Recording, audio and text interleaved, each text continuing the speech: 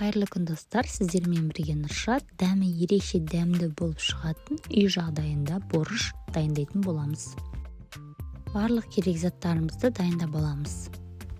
Қызылшамызды 4 бұрышты етіп турап, салқын суға салып, орташа отта қайнататын боламыз. Қызып тұрған қазанымызға майымызды құямыз. Етімізді салып, жақсылап қуырамыз.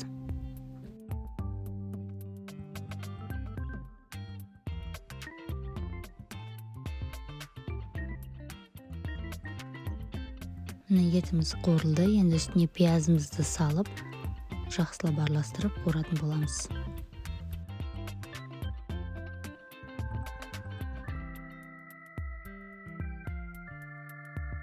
Бір ас қасық томат пастасын салып, араластырып қуырамыз. Қызартып қуырып алдық, енді үстіне сәбізімізді салып қуыратын боламыз. Барлығын жақсылап қуырып, енді үстіне қайнаған ыстық суымызды құямыз. Бетін жауып, орташа отта 40 минут қайнатамыз. Біздің қызылшамыз қайнады, енді бетін жауып, астын өшіріп қоятын боламыз. Біздің сорпамыз қайнады, енді үстіне жаңа қызылша қосылған суымызды құятын боламыз.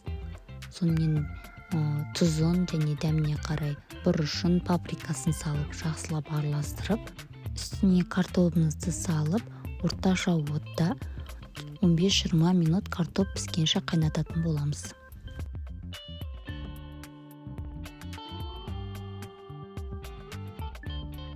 Біздің картопымыз пісті, енді үстіне өз қалауынша 40 қабатты турап, осылай араластырып, бетін жауып, 5 минутта қатты отта қайнататын боламыз.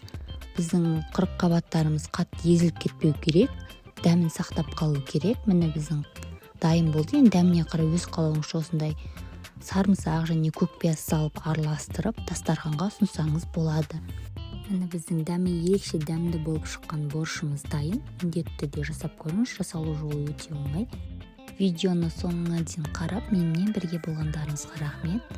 Барлықтарыңызға ас болсын.